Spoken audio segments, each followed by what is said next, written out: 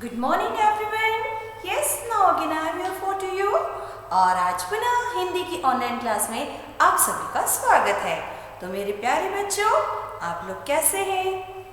Normally जैसे कि हम लोग आपके लिए ये मंगल कामना करते हैं कि आप लोग घर पे स्वस्थ हैं और सभी लोग अच्छे से हैं। तो मैं उम्मीद करती हूँ कि आप अपने स्वास्थ्य को यूं ही बनाए रखेंगे। ओके, अब आज हम लोग अपनी हिंदी की कक्षा में क्या पढ़ने वाले हैं? तो बच्चों, आज पुनः हम लोग अपना हिंदी व्याकरण जो है पेंसी बुक हम लोग जो पढ़ रहे हैं सेमेस्टर सेकंड, उसमें हम थोड़ा आगे बढ़ते हैं। पिछली बार हम लोगों ने अनुच्छेद पढ़ा था। अनुच्छेद लेखन किसे कहते हैं, अनुच्छेद लेखन कैसे किया जाता है। आज हम लोग पढ़ेंगे पत्र लेखन। पत्र लेखन यानी वो ही जो आप लेटर के रूप में समझते हैं, या जब कोई एक व्यक्ति अपने मन के भाव या विचार लिखकर किसी दूर बैठे हुए अपने प्रिय व्यक्ति तक पहुंचाता है, वो जो साधन होता है, वो जो तरीका होता है, वो होता है पत्र। और उस पत्र को लिखना कहलाता है पत्र लेखन। वैसे तो आजकल पत्र लेखन की परंपरा थोड़ी सी कम हो गई है, लेकिन फिर भी पत्र की महत्ता कम नहीं हुई है। लिखा कम जा रहा है, लेकिन इम्पोर्टेंट तो आज भी है। तो आज हम अपने पाठ 11 पत्र लेखन में ये पढ़ेंगे कि पत्र क्यों लिखा जाता है, कैसे लिखा जाता है, किसे लिखा जाता है, उसे लिखने के क्या तरीके होते हैं, क्या नियम होते हैं। क्योंकि अब हम लोग भाषा को पढ़ते हुए, हमें भाषा को समझते हुए बहुत समय हो गया है। भाषा के लिए जो आवश्यक तत्व होते हैं, जो व्याकरण के अंग होते हैं, वो लगभग हमने सारे पढ़ लिए हैं, तभी तो हम लोग अनुच्छेद लिख पाए हैं, है ना। आज हम पत्र लेखन में अपनी उसी शब्द भंडार का, अपने उसी ज्ञान का प्रयोग करेंगे। ठीक है, तो सभी बच्चे सबसे पहले अपनी पुस्तक निकाल लीजिए। पुस्तक में पेज नंबर 153 153 आपको इस तरह दिया है, लेटर राइटिंग। देखिए, है ना, पत्र लेखन। चूंकि पत्र लेखन जो है बेटा, वो एक कला है। पत्र लेखन एक कला है। यह संचार का एक प्रमुख साधन है।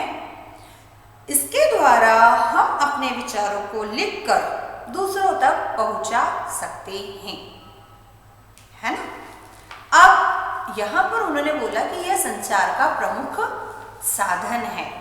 आजकल संचार के कई साधन निकल आए हैं, लेकिन पहले के समय में संचार मतलब यहां से एक विचार का वहां तक पहुंचना, उसे कहते हैं संचार, है ना।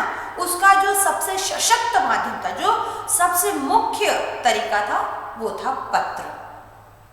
पत्र लेखन नहीं, पत्र को जब लिखा जाता है वो पत्र लेखन होता है। इसके द्वारा हम अपने विचारों को लिखकर दूसरों तक पहुंचा सकते हैं। अब यहाँ पर हमने कहा कि हम इसके द्वारा अपने विचारों को लिखकर दूसरों तक पहुंचा सकते हैं, लेकिन याद रखिए, ये नहीं कि आप अपनी टेबल पर बैठे और आपने एक छोटे से कागज पे लिख दिया और अपने पीछे वाली सीट पर जो बच्चा बैठा उसको दे दिया, तो मैम मैंने पत्र लिखा। नहीं, पत्र का मतलब होता है बेटा, जहां तक आप पहुंच नहीं सकते हैं जिस व्यक्ति तक, और उससे आपको यदि कोई बात कहनी है ना, जब वो पत्र एक लंबा रास्ता तय करता है, संचार के माध्यम के द्वारा पहुंचता है, उसे कहते हैं पत्र। बहुत पुराने समय में पता है आपको, जो कबूतर होता था ना, पिजन, उसके थ्रू संदेश पहुंचाया जाता था। राजा महाराजा जो होते थे, वो बाकायदा क्या करते थे, कुछ पिजन्स को पालते थे, उनको ट्रेन करते थे, और फिर उनके मुंह में या उनके गले में अपना जो संदेश है वो बांध देते थे, और उसको फिर भेजते थे कि वहां जाकर आप इस पत्र को देकर आओ, है ना। तो वो भी एक तरीका था, क्योंकि उस समय और कोई साधन था ही नहीं। फिर उसके बाद में एक और तरीका होता था कि आपने पत्र लिखा, किसी व्यक्ति के अपने हाथ में दिया, कि जो आपका बहुत अच्छा होता है, जिसके ऊपर आप विश्वास करते हैं, उसे दिया, और वो फिर जाएगा घोड़े पे बैठ के या किसी भी साधन के द्वारा, और आपको जिस तक उसे पहुंचाना है वहां तक वो देकर आता था। तो वह भी पत्र का एक माध्यम था, क्योंकि नॉर्मली बहुत लंबे समय तक यही तरीका अपनाया गया बेटा पत्र पहुंचाने के लिए, है ना। फिर उसके बाद में आई हमारी डाक सेवा विभाग, है ना। जब डाक सेवा विभाग बना तो उसमें फिर थोड़ा सा संशोधन भी किया गया कि आपको यदि अपने दूर बैठे किसी व्यक्ति तक पत्र पहुंचाना है तो आप यहाँ से पत्र लिखिए, है ना। क्योंकि समय में परिवर्तन आया, राजा महाराजाओं का समय चला गया, फिर राज्य बने, फिर पूरे देश में एक सरकार बनी, तो एक राज्य से दूसरे राज्य, एक शहर से दूसरे शहर तक जाते जाते क्या होता है कि सिस्टम बदल जाता है। सब राज्य के सभी शहरों के अलग अलग डाकघर होते हैं, नियम होते हैं। तो ऐसा थोड़ी ना कि बस हमने पहुंचा दिया। आपने पत्र लिखा, पोस्ट कार्ड पे अपना एड्रेस डाला, फिर आप उसके ऊपर भारत सरकार द्वारा जारी एक डाक टिकट लगाएंगे और फिर उसको आप कहाँ डालते हैं, उस लाल डिब्बे में। आजकल दिखाई नहीं देता है, क्योंकि मैंने कहा ना कि पत्र लेखन की परंपरा कम हो गई है। तो पहले उसमें डालते थे, फिर वहां पर क्या होता था कि पोस्ट ऑफिस का एक व्यक्ति आता था, फिर वो पूरे दिन भर के पत्र शाम को वहां से निकाल के ले जाता था। फिर अलग अलग शहरों के पत्र वो छांटता था कि किस शहर के ज़्यादा हैं, फिर वो अपने शहर की सील लगाता था, फिर उनको गाड़ी के द्वारा उन अलग शहरों में भेजा जाता था। फिर वहाँ का जो पोस्ट ऑफिस वाला व्यक्ति होता है वो अपने शहर की सील लगाता था, फिर उन अलग अलग शहर के अलग अलग जगहों पर उन पत्रों को पोस्टमैन के द्वारा पहुँचाया जाता था, है ना। तो ये एक व्यवस्था थी हमारे पत्र को जाने की, पहुँचाने की। लेकिन हम पढ़ रहे हैं पत्र लेखन, तो पत्र लेखन से पहले हमारे लिए ये जानना जरूरी है कि अगर हमने जो पत्र लिखा है वो संचार के माध्यम से एक जगह से दूसरी जगह पहुंच रहा है, तो आखिर वो कैसे पहुंच जाता है। सिर्फ इतना ही आसान तो नहीं है कि हमने पत्र लिख दिया और वो पहुंच गया। जितना मुश्किल उसका आपके पास से दूसरे तक पहुंचना होता है, उतना ही मुश्किल उसको लिखना भी होता है। अब आप कहेंगे मैम उसमें क्या तकलीफ है, कागज पे हमें जो जो बोलना था वो हमने लिख दिया, उसको फोल्ड किया, लिफाफे में डाला, चिपका दिया, उसके ऊपर हमने अपना डाक टिकट लगाया और भेज दिया। गलत, इतना आसान नहीं था, क्योंकि पैसे की कीमत हमेशा से बहुत रही है बेटा, है ना। जब शुरू में ये व्यवस्था शुरू की गई थी डाक विभाग के द्वारा, तो एक पोस्ट कार्ड होता था, है ना, बहुत नन्हा सा साइज होता था उसका, बिल्कुल आपके हाथ जितना ही साइज होता था। अब उतने बड़े, ये आपका बस इतना बड़ा, ये हो गया आपका पोस्ट कार्ड। तो एक तरफ से वो ब्लैंक होता था और दूसरी तरफ वो आधा ब्लैंक होता था, और यहाँ पर छपा होता था नाम, पता, जिला या शहर, और यहाँ पर एक डाक टिकट पहले से चिपका भी होता था, है ना। तो आपके पास सिर्फ कितना प्लेस होता है लिखने के लिए, एक साइड का पूरा और एक साइड का सिर्फ इतना।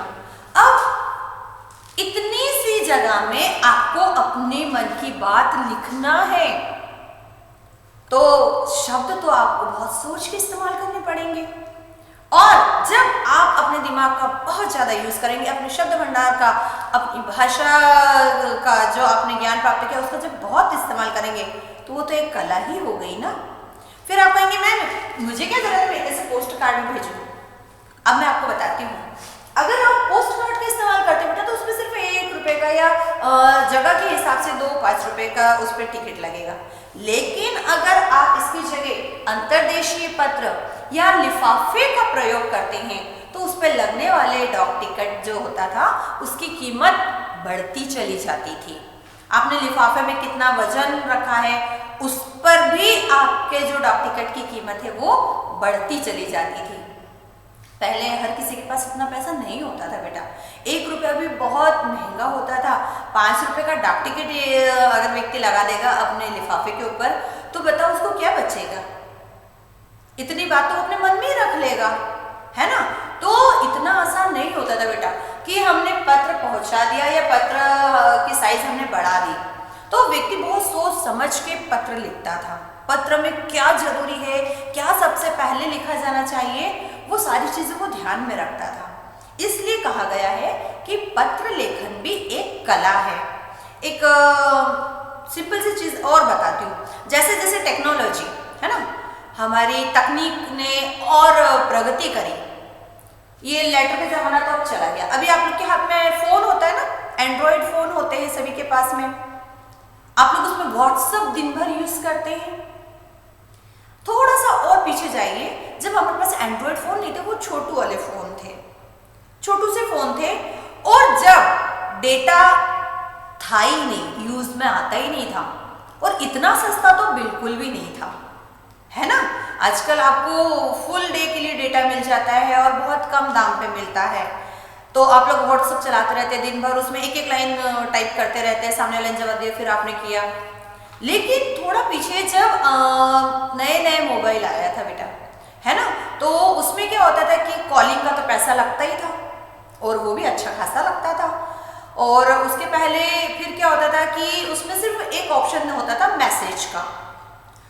अब उस मैसेज में भी पता है क्या होता था, उस मैसेज का भी 1 रुपया लगता था। यदि आपका टोटल बैलेंस 30 रुपीज है, 50 रुपीज है, तो यदि आप बात करते हैं, है ना, 2 मिनट 3 मिनट, तो उसके हिसाब से सेकंड के हिसाब से पैसे लगते थे कि पर सेकंड 1 पैसा 2 पैसा ऐसा लगेगा। और यदि आपने एक मैसेज कर दिया तो सीधा 1 रुपया कट जाता था, है ना। उस 1 रुपये में आप कितने सेकंड बात कर सकते हैं व्यक्ति से। लेकिन आप किसी ऐसी जगह जहां आप बात नहीं कर सकते और यदि आप मैसेज कर रहे हैं तो एक मैसेज 1 रुपये का, तो व्यक्ति सोचता था मैं या तो बात ही कर लूं, वो भी उसको महंगा लगता था, तो वो बहुत सोच समझ के मैसेज करते थे, या तो मैसेज के अलग से वो पैक डलवाते थे। फिर धीरे धीरे पत्र चले गए, अब आप लोग व्हाट्सएप चलाते हैं, है ना, तो वहां पर भी आप लोग टाइप तो करते हैं, और जो मन में आता है वैसा आप टाइप करते हैं। इसीलिए आप लोग भूल गए हैं कि लिखने के तरीके क्या हैं। आज हम पत्र लेखन के माध्यम से ये जानेंगे कि उस समय में लोगों को कितना योग्य और कुशल होना पड़ता था जब पत्र चलते थे, और आज भी बेटा पत्र लेखन किया जाता है। हो सकता है कि अनऑफिशियली लेटर्स की परंपरा खत्म हो गई, लेकिन ऑफिशियली लेटर्स राइटिंग अभी भी होती है। अभी ऑफिशियल और अनऑफिशियल यानी कि औपचारिक और अनौपचारिक, औपचारिक और अनौपचारिक, ये क्या चीज होती है। ठीक है, हम आगे बढ़ते हैं। पहली बात तो हमें समझ में आ गई, पत्र लेखन किसे कहते हैं। अपने मन के विचारों को लिखकर किसी दूर बैठे व्यक्ति तक पहुंचाना, या अपने विचारों को लिखकर पहुंचाना क्या होता है, पत्र लेखन। पत्र लेखन 2 प्रकार के होते हैं। 2 प्रकार के कैसे होते हैं देखिए, एक होता है बेटा आपका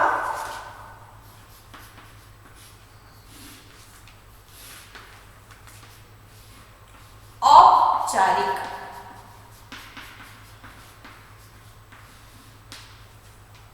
पत्र, और दूसरा होता है हमारा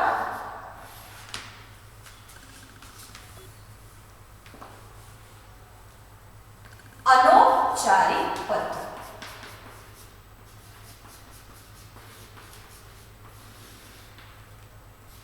ठीक है, अब इन दोनों में क्या डिफरेंस है हम पहले पढ़ देते हैं, फिर हम आपको स्पष्ट करते हैं। औपचारिक पत्र यानी फॉर्मल लेटर। फॉर्मल कैसे, किसी अधिकारी को लिखे जाने वाले पत्र जिनमें उसे प्रार्थना या निवेदन किया जाता है, उसे औपचारिक पत्र कहते हैं। जैसे मान लीजिए कोई अधिकारी है, कोई ऑफिस वाले लोग होते हैं ना, कार्यालय वाले कार्य जहाँ होते हैं, जहाँ पर हमें किसी से कुछ चाहिए होता है, हमें अगर सामने वाले से रिक्वेस्ट करना है, अपना काम करवाना है, या हमारी कोई प्रॉब्लम सॉल्व करवाना है बेटा, तो अगर हम लिखित में वो चीज देते हैं, वो होता है औपचारिक पत्र। और इसको सीधे सरल शब्दों में अगर मैं ये कहूँ बेटा, मान लीजिए आपको एक कॉपी चाहिए, है ना, राइटिंग वर्क आपका इनकम्प्लीट है और आपको अपना वर्क कंप्लीट करने के लिए एक कॉपी चाहिए, ठीक है, अपने दोस्त की। अब चूंकि मान लीजिए आपने अपने दोस्त से पूछा आप मुझे अपनी कॉपी दोगे लिखने के लिए? उसने मना कर दिया। लेकिन यदि आपने टीचर को जाकर कहा मैम प्लीज मुझे अपना वर्क कंप्लीट करने के लिए एक कॉपी चाहिए, तो आप मुझे दिलवा दीजिए, है ना? आपने मैम से रिक्वेस्ट की, लेकिन दोस्त से आपने डायरेक्ट कह दिया, दोस्त ने मना कर दिया। मैम से आपने रिक्वेस्ट की मैम मुझे एक कॉपी चाहिए प्लीज। मैम ने कहा ठीक है, मैम उसी बच्चे से या किसी भी बच्चे से लेकर आपको देंगी, है ना? तो यहां पर क्या अंतर आया? औपचारिक और अनौपचारिक। दोस्त से आपने बिल्कुल सामान्य लहजे में बोल दिया मुझे तुम्हारी कॉपी दे दो ना, नहीं देना उसका डिसीजन है, लेकिन उससे हमने प्लीज नहीं बोला। मैम को बोला मैम प्लीज हमें दिलवा दीजिए, मैम से आपने रिक्वेस्ट की और मैम ने वो काम करवा दिया। मैम उसके लिए मना नहीं कर पाए, है ना? क्यों? क्योंकि हमें पता है कि हमारा कार्य यहाँ से हो सकता है, एक बार यहाँ पर शायद नहीं भी हो। तो ऐसा ही अंतर होता है बेटा, जब हमें किसी चीज की आवश्यकता है, हमारा कोई कार्य नहीं हो रहा है या हमें कोई प्रॉब्लम हो रही है, तो हम जो पत्र किसी अधिकारी वर्ग के व्यक्ति को लिखते हैं, वे पत्र जो होते हैं वे होते हैं आपके औपचारिक पत्र। एक और उदाहरण देते हैं।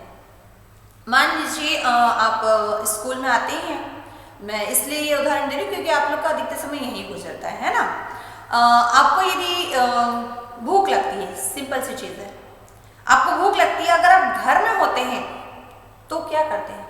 मम्मी भूख लगी, खाना दो, मुझे अभी खाना खाना है। आप कोई रिक्वेस्ट नहीं लगाते हो, सीधा ऑर्डर देते हो, है ना? लेकिन यदि आप स्कूल में बैठे हैं और आपको भूख लग रही है तो आप टीचर से क्या कहते हैं? मैम मुझे भूख लग रही है, क्या प्लीज मैं खाना खा लूं या मैं थोड़ा सा कुछ खा लूं? होता है ना ऐसा अक्सर। तब हम अपनी मर्जी नहीं चलाते हैं। क्यों? क्योंकि हर जगह के कुछ रूल होते हैं बेटा। आपके घर के नल में यदि पानी नहीं आ रहा है तो आप क्या करते हो? आप ऊपर जाओगे, टंकी चेक करोगे, जहाँ से और पानी के पाइप आते वहाँ चेक करोगे कहीं लीकेज तो नहीं है, और बहुत ज़्यादा होगा तो मम्मी पापा को बोलोगे मम्मी पानी नहीं आ रहा, आप कहीं से भी ला के दो, है ना? लेकिन मान लीजिए आपकी कॉलोनी में पानी नहीं आ रहा है नल में, तब क्या करेंगे आप? तब क्या आप पूरे कॉलोनी की पाइपलाइन चेक करेंगे, जहां से पानी आता है वहां टंकी जाके चेक करेंगे या वहां से जाके लेकर आएंगे? नहीं, क्योंकि ये आपका काम नहीं है, ये आपसे नहीं हो पाएगा। इसके लिए आपको किसी की जरूरत लगेगी, और कैसे व्यक्ति की जरूरत लगेगी? जो इस सब के बारे में जानता है, जो इसको प्रॉब्लम को सॉल्व कर सकता है। आप या तो जल निगम के पास जाओगे या नगर पालिका में जाओगे, वहां पर आप जाकर कहोगे कि सर प्लीज देखिए हमारी कॉलोनी में, हमारे वार्ड में पानी नहीं आ रहा है। क्योंकि आपके अकेले का घर की प्रॉब्लम नहीं है, सभी के घर की प्रॉब्लम है ना? वो सॉल्व करना आपके बस की बात नहीं है। तो आप उसके लिए क्या करते हो? रिक्वेस्ट करते हो अपनी प्रॉब्लम को सॉल्व करने के लिए। फिर वो क्या कहते हैं? ऐसे तो बहुत सारे लोग आकर मुझे कुछ भी बोल जाते, मैं कब तक याद रखूंगा, आप मुझे लिख कर दो। अब आपको जो प्रॉब्लम है वो आपको लिख कर देना है। आप सर के कैबिन में जाते हैं, गुड मॉर्निंग सर, नमस्कार सर, है ना? फिर आप उनसे कहते हो, वो क्या पूछते हैं? आप क्यों आए, क्या काम है आपको? वो पूछते हैं। आप तुरंत बोलते हैं सर हमारे पानी की प्रॉब्लम है। फिर वो क्या कहते हैं? पूरी बात बताइए। फिर आप क्या बोलते हैं? मैं उस कॉलोनी में रहता हूँ और हमारी कॉलोनी के सभी घरों में पानी नहीं आ रहा है, 2 दिन छोड़ के आ रहा है, 2 दिन से आ ही नहीं रहा है, तो आप उसके लिए कुछ उपाय कीजिए। आप पूरी बात विस्तार से बोलते हैं। ये सारी चीजें अगर आपको लिख के देना होती है तो वो वाला जो तरीका होता है वो होता है औपचारिक पत्र लेखन बेटा। यानी आपको ऊपर पहले क्या करना है? उस संबंधित विषय वाले व्यक्ति का नाम लिखना है, फिर उसका जो पद है वो लिखना है, जो ऑफिस का पता है वो लिखना है, डेट डालना है, फिर आपको अपना सब्जेक्ट लिखना है। सब्जेक्ट मतलब मुख्य वजह, और फिर नीचे आप उसको डिस्क्राइब करेंगे। चूंकि आप उनसे विनती कर रहे हैं, आपको उनसे काम है, तो क्या लिखते हैं हम लोग? विनम्र निवेदन है, सविनय निवेदन है, आई रिक्वेस्ट यू, है ना, कि हम इस जगह रहते हैं या हमारी ये प्रॉब्लम है। तो इस तरह का जब हम कोई पत्र लिखते हैं वो होता है औपचारिक पत्र। लेकिन एक होता है अनौपचारिक पत्र। कैसे? जो पत्र हम अपने माता पिता, मित्र या रिश्तेदारों को लिखते हैं उन पत्रों को कहा जाता है अनौपचारिक पत्र, है ना। तो इसके आगे हम लोग क्या करेंगे? अपने अनौपचारिक पत्र को भी कैसे लिखते हैं? जो व्यक्ति हमें बहुत प्रिय होते हैं उनसे हम अपने मन की बात कह सकते हैं। उस समय हमको कोई भी औपचारिकता निभानी नहीं पड़ती है। ठीक है। पत्र को लिखते समय हमें कुछ बिंदुएं याद रखनी चाहिए कि हमारे पत्र की भाषा कैसी? सरल होनी चाहिए, लिखावट साफ सुंदर होनी चाहिए और उसका ढंग अच्छा होना चाहिए। तो बेटा, आज हमने पत्र लेखन जाना, इसको हम अपने अगली कक्षा में फिर कंटिन्यू रखेंगे। आज के लिए हम अपने पत्र लेखन को यहीं विराम देते हैं। Okay, good bye.